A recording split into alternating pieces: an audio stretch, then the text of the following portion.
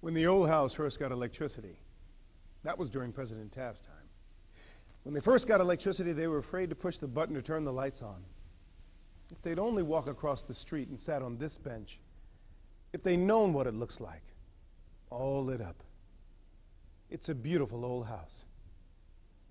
107 rooms, 40 halls and corridors, 19 baths. Construction began in 1792. The architect was an Irishman.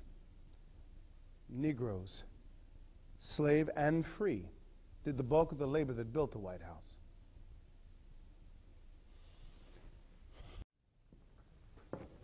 When I came to work here in the winter of 1931, it was the best offer I had.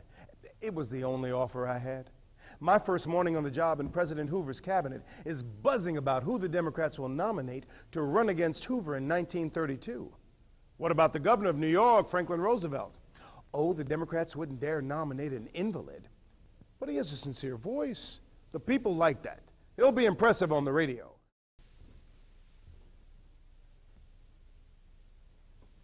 In the middle of the huge dining room, I see a man polishing a great rectangular mahogany table. Encarnacion Rodriguez.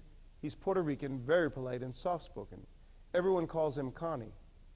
Connie introduces me to the rest of the men, all dressed in black tuxedos. One of the other butlers, a man named Robert Neal, shows me the locker room.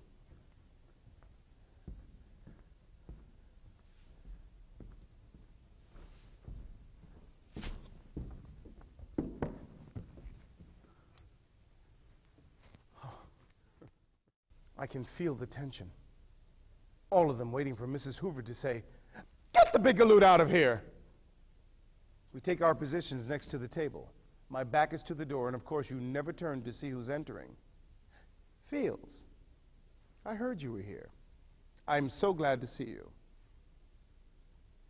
Father, you remember me telling you about Fields, Dr. Stratton's man? And the president says, "Yes, Mother. Hello, Fields." Robert Neal, who was so anxious to see me on my way back to Boston, looked like he's going to faint. What he didn't know, what no one knew, is that I would have welcomed any excuse to return to Boston and my music.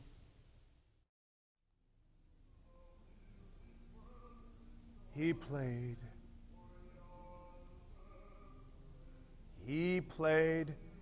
and I sang.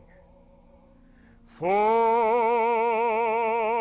on your knees, oh, hear the angel voices, oh, night divine, oh, night when Christ was born, oh, night divine,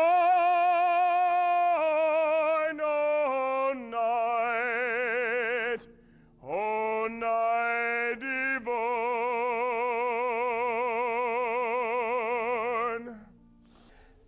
1936 was difficult.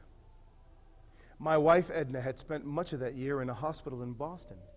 And the doctors were saying that her suffering could be short or it could be prolonged. It was an almost unbearable situation.